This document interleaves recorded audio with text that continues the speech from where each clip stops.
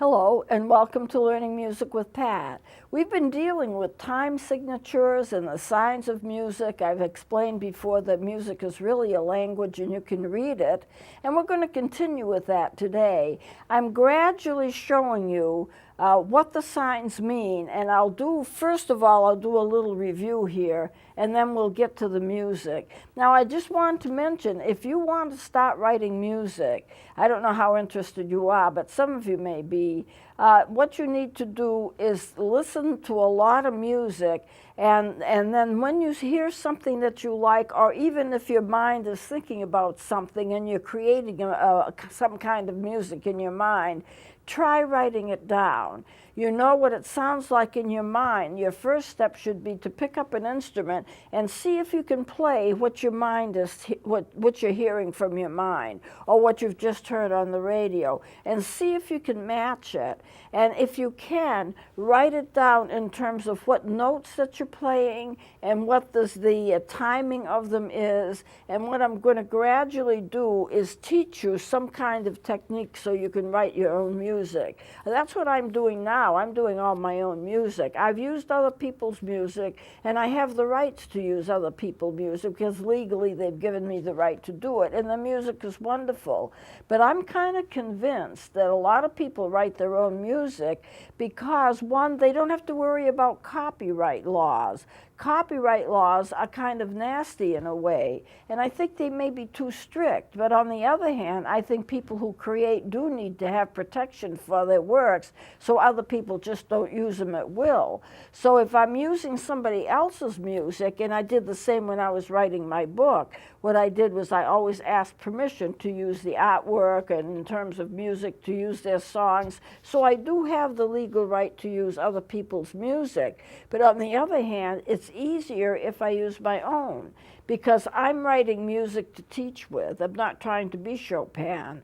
I'm just using music to teach with, and I can teach what I need to teach if I write songs around it. And there are ways of doing it, and we're going to get into this more and more. I've thought about doing a segment just on writing music, and you could go to seminars in which they teach you how to write music, but I think you might understand it better if I give you a little segment of something at a time like I'm doing now, and then you work on that for a while. So if you want to learn how to write music, if you want to get started, with some people it's natural, it just comes. Other people struggle with it, but I think we all can write some if we want to, if it's a choice. If you don't want to, then don't bother with it. There's no reason why you should. But if you want to, there are steps I think that you can take to help you to compose. So I'm going to be working with that. The first step, if you hear something you like, or if your mind seems to be creating a piece of music, you're hearing a melody that you're not sure, it's like you're thinking of it in your mind, try playing it first. If you can play it, especially on an instrument, whatever instrument you have on hand, recorders are good for that, but so are all of the other instruments. And then if you can get it so it sounds like what your mind is thinking, then write down what you're doing. But make sure when you hear a melody that you write it down right away, because if you don't, you lose it. And it doesn't come back. When you hear it, you in your mind, you say, oh, I'll remember that. This is a simple melody. But the day goes back, goes on, and then you say, now, what was that melody that I wanted to remember? And you can't get it back. You have to do it when the creation is happening. You have to do it as your mind is creating it. Now, a lot of times when you write, or when you get an idea, your mind's been working on it subconsciously for a long period of time, and you'll get an idea, and it seems to come out of the blue. Suddenly you get that idea, or suddenly you get that song, whatever it is, or suddenly the poem just comes, and it seems to come right out of the blue, but it really doesn't come out of the blue. Your mind subconsciously, without your being aware of it, has been working on things and thinking of things, and suddenly it just comes to fruition, and then it's like your brain allows it into your consciousness. I know this sounds odd, but there is some research to show there is a creative process, and part of that creative process is unconscious, and then becomes conscious as it becomes more completed, and then you're aware of what it is. And your sensation is it just happened. But it didn't just happen because your mind was working on it on a subconscious basis. So what I'm going to do is from time to time tell you things to get you started, if that's what you're interested in doing. And I think I wouldn't take a whole segment of it, but just to get you started. So first step, once again, either listen to a piece of music that you like that's simple. Don't start off with anything complicated. Or if you seem to be remembering something in your mind, a piece of music that you either like and you're familiar with it, or a piece of music that your mind seems to be creating on its own. In other words, you are actually creating your own song, you are composing. It doesn't matter. If you like it, try playing it. And if you can play it, then write down what you're playing. Get some staff music, some staff paper. I always have staff paper on hand, and then I can match what I'm playing with what I'm writing down. And in that way, I preserve the song that I'm listening to in my mind. And it all sounds kind of odd, but that's the creative experience is an odd experience. So I'm not speaking, as a person who just doesn't understand creativity. I do it all the time. There are some people that are prone to it. They seem to have a natural knack for writing and for thinking and for feeling, and the ideas just flow. And I've heard writers say the same thing. Sometimes they'll get up in the middle of the night and they'll start writing because all of a sudden ideas come to them and they're clear. And if they wait and say, oh, I'll remember that in the morning, when they get up in the morning, they only have a general sense. They don't have that clarity that they had when they woke up at 3 o'clock in the morning to write. And so when it comes, you have to make use of it at the time that you make use of it, because otherwise you will lose it and you won't be able to get it back. That doesn't mean the creative process has stopped. You may think of something else, but that specific thing may be gone forever. So that's the first step in creating music. So I want to go over some charts here just as a review, and then we'll start to play and I'll be showing some music and we'll dissect it for you. So this chart, I have not mentioned these things before, so this is 2 or 3 things that you kind of know but you don't know. The first is a grace note. A grace note is a physically smaller note than a regular note. When you write a grace note, or if you see a grace note, it's going to be a little tiny note, and it's going to be in front of a regular note. I'm going to show all of this to you in the next chart. So it's smaller than a regular note, and it looks something like an 8th note with a little slash across it, or sometimes just a little tiny 8th note with no slash, but most of what I've seen has got a little slash. It's called a grace note, and you play it quickly. You just barely play it before you play another note. You kind of flick into it. I'm going to show you. Supposing this is my G. Supposing I have a little sign and there's a grace note, I would go. And that first note that I'm playing, it's like a glancing blow. It's just like a little glancing note. That's the grace note. You find it sometimes in dance music.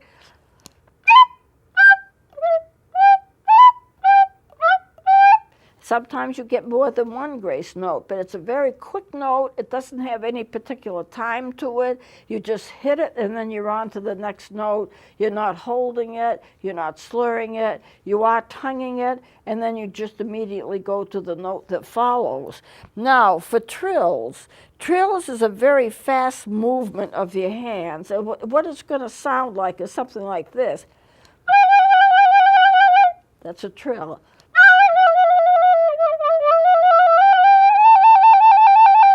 As fast as you can.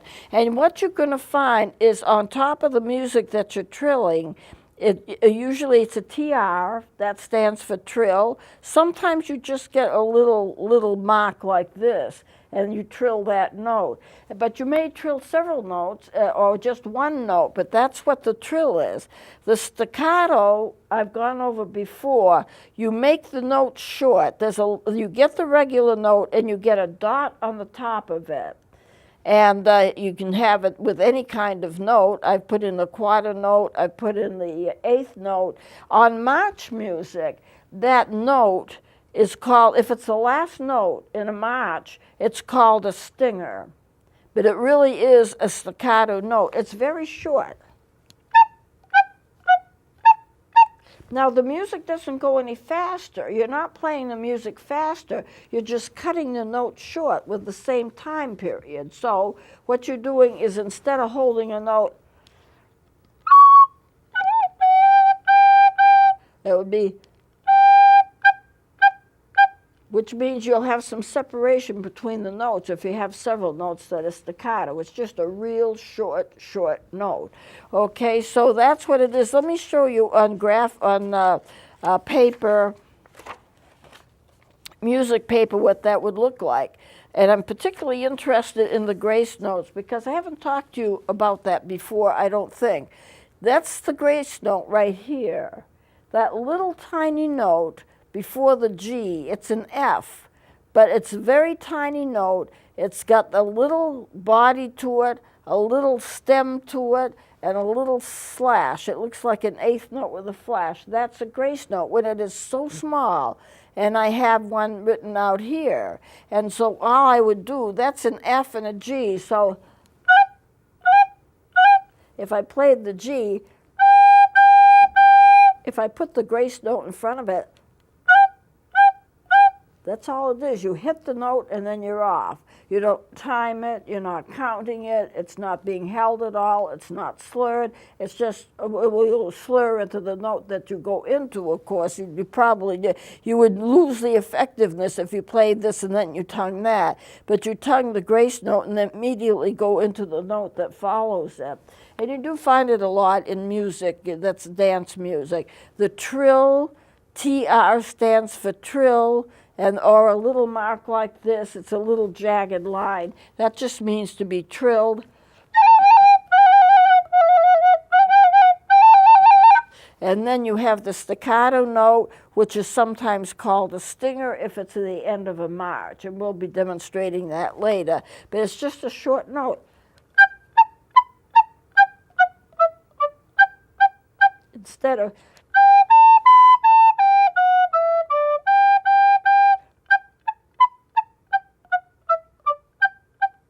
So there'll be a little separation in notes. So those are the three that I just want to kind of review, and I'll go over some more.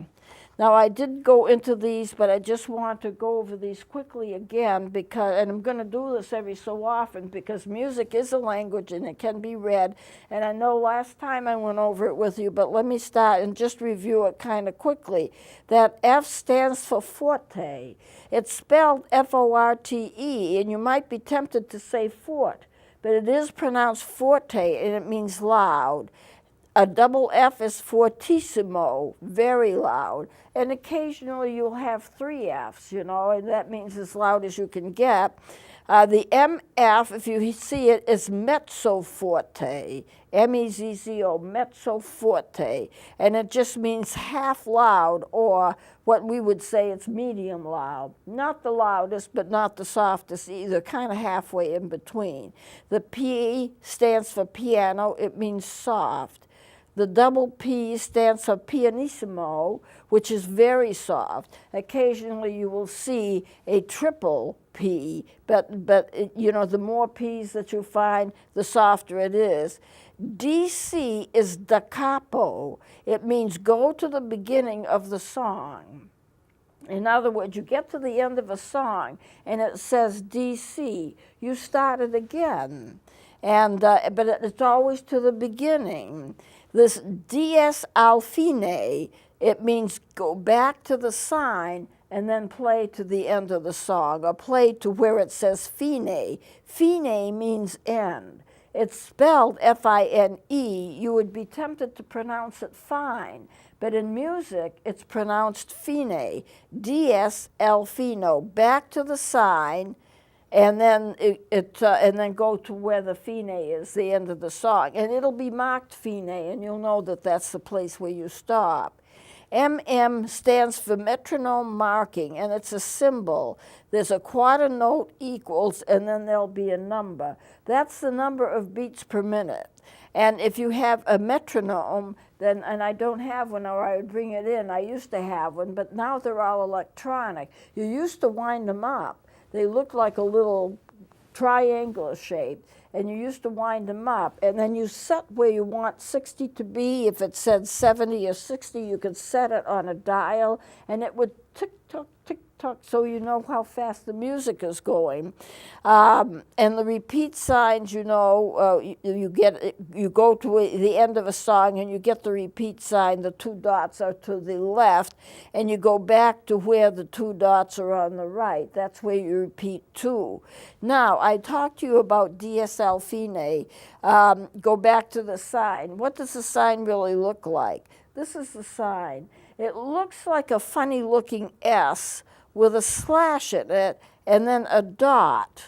Now, a lot of times I'll just write an S and put in a few dots. I know what I mean. It's an easier way to writing, but the way that you would write it in professional music is you would have that S sign. It's kind of a funny looking S, and then it slashes and you have a dot in each of the section. That's the sign. And so I don't write it like that always. Now here's the sign right here. We can take another look at it. I hope that comes in clear.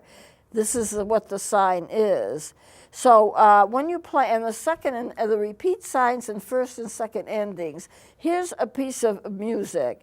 It's not an actual song. I just put some notes in, and you play it, and you get to this, and that's a repeat sign.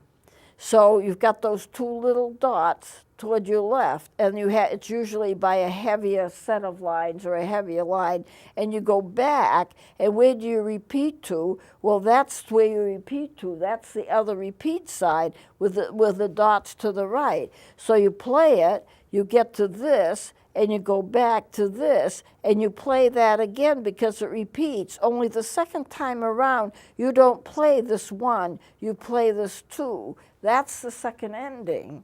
So the first ending, there's a bracket on it and one. That tells you it's the first ending. And then you have a bracket and it says two. That's the second ending. So you go from playing here to your repeat sign, and you're playing this first ending in that time that you play it the first time, go back, play it up to this point and skip the first ending and play the second ending, and then that's the end of the song. So, and this is also just a piece of music. I just threw up some notes here. You get here, and there's a repeat sign. You would go back to the beginning. There's no repeat sign there, but there's no other place you can repeat to. So even if they're not there, you know that that's where you're going to go back. You just go back to the beginning, and you play it again. And that's the end of that. That's the end of the song. Fine means end. Al fine, go to the end of the song and finish it. That's what that al fine means. DC al fino, fine means go back to the beginning and end the song. DS al fine means go to the sign, wherever the sign is. The difference between DC and DS is this.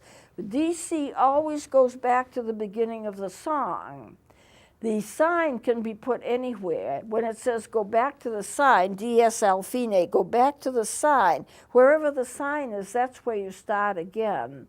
You don't start from the beginning unless the sign is at the beginning. You can put the sign anywhere that you want to in the music as long as you get to the point where you reach a fine somewhere. And that's the only rule about that. So we will be showing you that more and more. In terms of timing, I just want to review a couple of charts with you. Here's your whole note. You divide your whole note and it becomes two half notes. You divide your half notes and each half note becomes quarter notes, so you have 4 quarters. And so when you play a song and it says 3/4, 4/4, whatever it is, that's referring to the number of quarter notes that you have, the beats and the quarter notes. The quarter notes get 1 beat. If you split the quarter note, you get eighths, so you get 8 eighths. Here's 2 for this, 2 for this, 2 for this, 2 for this, and that's the way it gets. But if you split the 8th note, then you get 16, so you end up with 16ths. And so you can just, it's like a dividing process.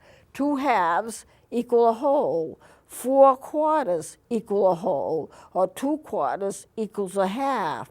And in the eighth notes, a quarter note is equal to 2/8 notes for each quarter note, and the eighth note split is equal to 2/16 notes. That would be the same as an eighth, the equivalent of an eighth note. So you just subdivide and subdivide and subdivide.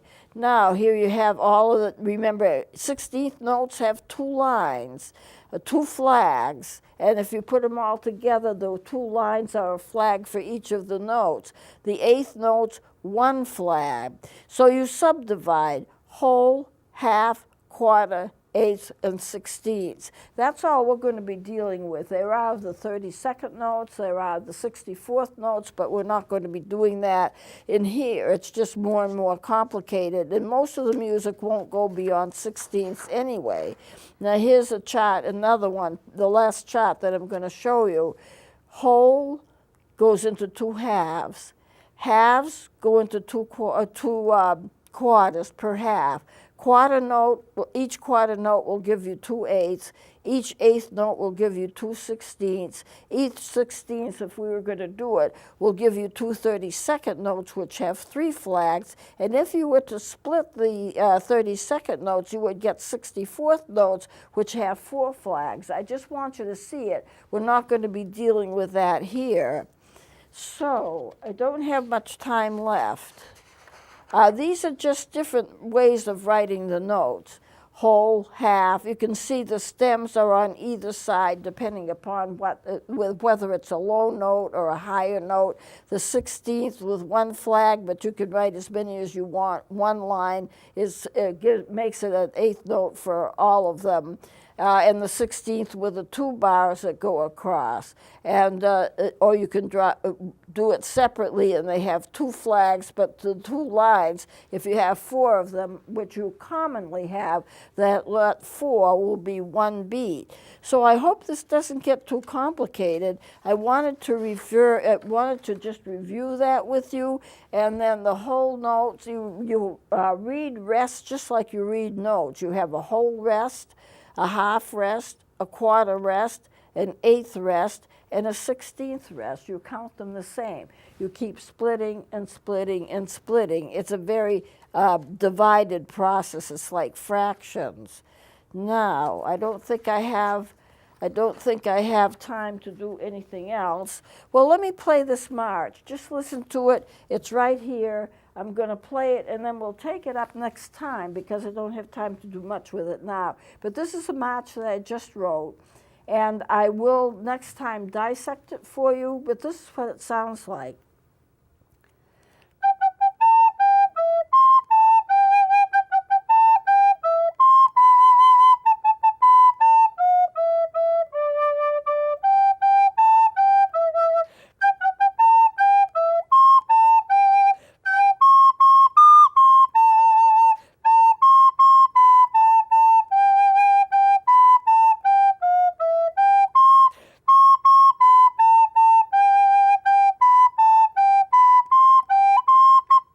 I put the little stinger on the end with the dot. So I'm going to close it here, and we're going to start with this next time, and I'm going to explain some things, and we'll just be reading music, and I'll be showing you symbols of music. So we'll close it here. Please join me next time.